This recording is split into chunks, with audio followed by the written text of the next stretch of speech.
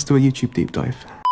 Inspired by a picture and a love of all things weathering, I thought it might be a good idea to take a little bit of a deeper dive into some of the techniques I used on that Panzer III. Last week's video was all about putting that budget airbrush to the test. So for those of you who have been asking a little more information around those weathering techniques, this video is for you. But for those of you who haven't seen the build video, I'd recommend you watch that one first, then come back and give this one a try. But for now, let's get started.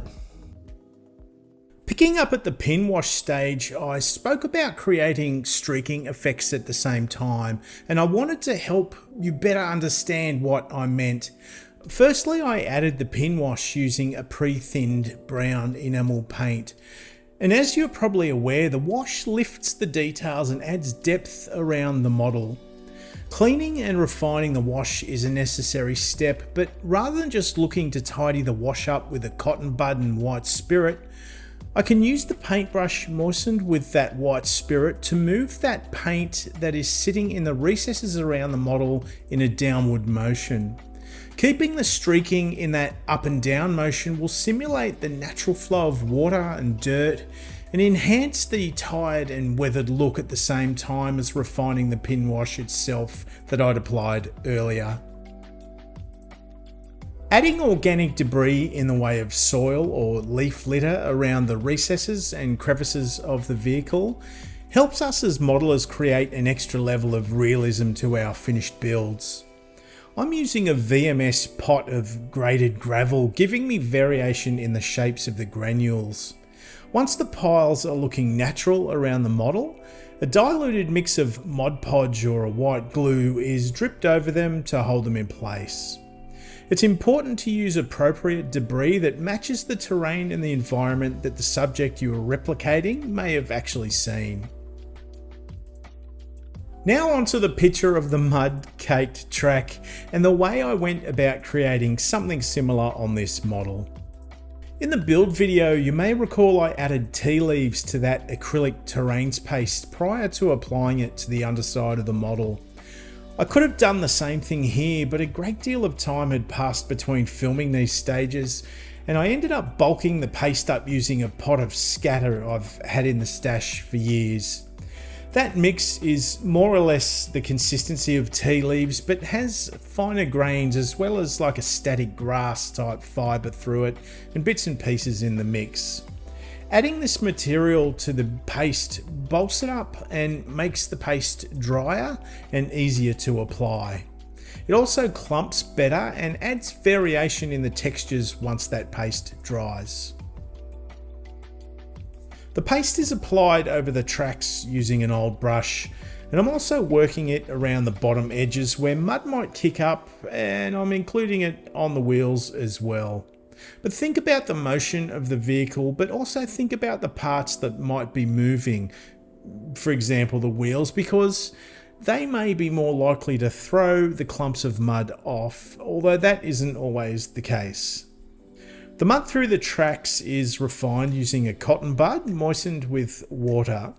I want that mud through the tracks rather than sitting on top of it.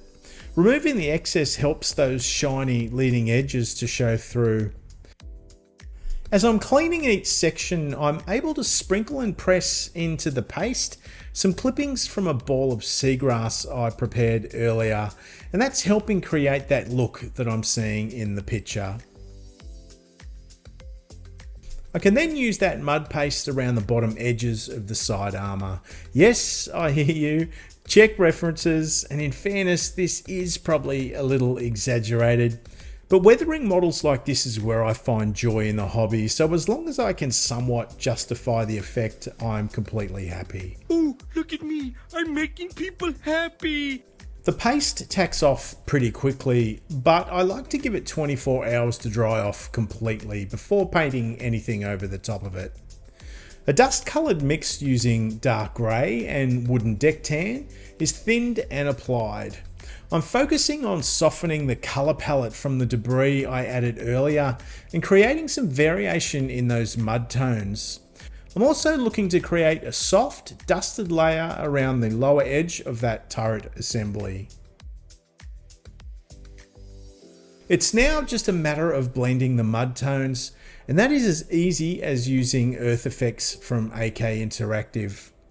Just like the pin washes I applied, the product is an enamel based paint and is applied in much the same way as the washes are, but I'm looking to blend and feather it over the mud deposits using that White Spirit again.